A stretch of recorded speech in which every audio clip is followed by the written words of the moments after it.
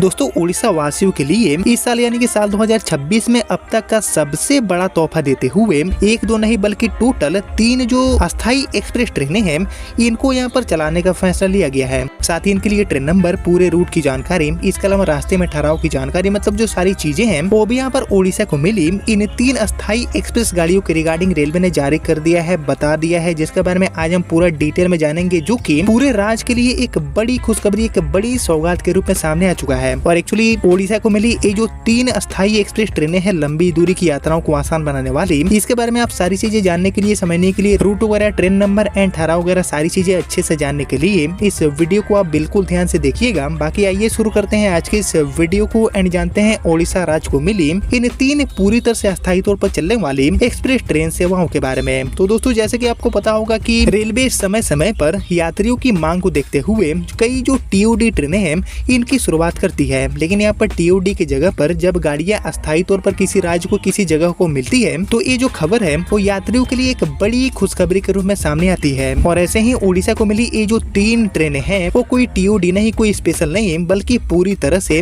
अस्थायी तौर पर अपनी जो सेवाएं हैं वो राज्य के लिए देने वाली है, जिनको लेकर काफी समय से यात्री मांग कर रहे थे। और जैसे कि आपको पता होगा कि उड़ीसा को भी अभी के समय में बैक टू बैक कई जो सौगातें हैं वो दी जा रही है, और इसी कड़ी में अब तक के सबसे बड़े तोहफे के रूप में ये जो 3 अस्थायी लंबी दूरी की एक्सप्रेस ट्रेनें हैं इनकी घोषणा यहाँ पर हो चुका है उड़ीसा राज्य के लिए। साथ ही ट्रेन नंबर हो गया, इनके लिए पूरे रूट की जानकारी, साथ ही ठहराव की जानकारी, मतलब जो सारी चीजें हैं वो भी यहाँ पर निकल के सामने आ चुका है। और इन गाड़ियों का जो शुरुआत है वो कब होने वाला है यात्रियों के बीच में, ये सारी चीजें भी यहाँ पर निकल के सामने आ चुका है, जिसके बारे में आइए हम बारी बारी से जानते हैं और डिटेल में। तो एक्चुअली उड़ीसा को मिली हमारी ये जो सबसे पहली गाड़ी है इन 3 ट्रेनों में, इसका संचालन शालीमार से भंजपुर के बीच में रेलवे करने वाली है एक्सप्रेस गाड़ी के रूप में, जिसके लिए ट्रेन नंबर जारी हुए हैं 18015 एंड 18016। इन्हीं दोनों ट्रेन नंबर के साथ ये गाड़ी शालीमार भंजपुर एंड भंजपुर से शालीमार के बीच में एक अस्थायी एक्सप्रेस गाड़ी के तौर पर अपनी सेवा देने वाली है। बाकी इसके लिए पूरे रूट एंड हॉल्ट की अगर हम बात करें तो ये गाड़ी अपने यात्रा के दौरान जालेश्वर, बस्ता, रूपसा, इसके अलावा जुगपुरा,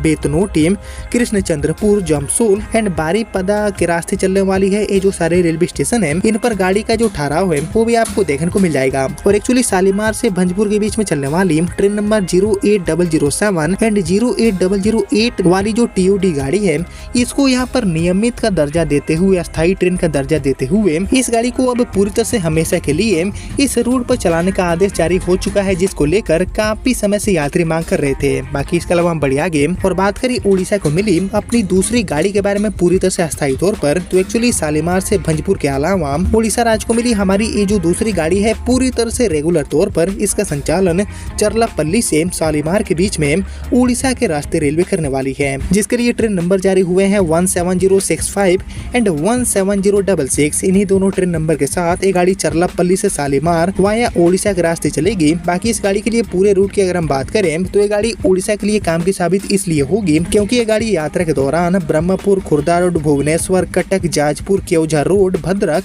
एंड बालासोर के रास्ते चलने वाली है। ये जो सारे रेलवे स्टेशन है इस पर इस गाड़ी का ठहराव आपको देखने को मिलेगा। और एक्चुअली इस रूट पर भी चल रही ट्रेन नंबर 07225 एंड 07226 वाली जो टीओडी गाड़ी है जो कि चरलापल्ली से शालीमार के बीच में स्पेशल के तौर पर चल रही थी, इसको भी यहाँ पर नियमित का स्थायी का दर्जा देते हुए इस रूट पर एक जो नई आधुनिक अमृत भारत गाड़ी है इसको चलाने का फैसला किया गया है टीओडी गाड़ी की जगह पर, जो कि उड़ीसा के लिए एक बड़ी खुशखबरी है, बड़ी सौगात है, क्योंकि ये जो अस्थायी अमृत भारत है जो कि चरलापल्ली से शालीमार को जोड़ेगी वो उड़ीसा में बहुत सारे जो इम्पोर्टेंट रेलवे स्टेशन है उनको कवर करते हुए जाने वाली है। बाकी इसके अलावा उड़ीसा को मिली हमारी जो आखिरी और तीसरी गाड़ी है पूरी तरह से अस्थायी तौर पर, इसका संचालन एक्चुअली पूरी भंजपुर एंड भंजपुर से पूरी के बीच में रेलवे करने वाली है, जिसके लिए ट्रेन नंबर जारी हुए हैं अस्थायी तौर पर 18017 एंड 18018। इन्हीं दोनों ट्रेन नंबर के साथ एक गाड़ी भंजपुर पूरी एंड पूरी से भंजपुर के बीच में एक जो अस्थायी एक्सप्रेस गाड़ी है उसके तौर पर चलने वाली है। बाकी इसको लेकर रेलवे से मिली जानकारी के अकॉर्डिंग अभी तक गाड़ी नंबर 08011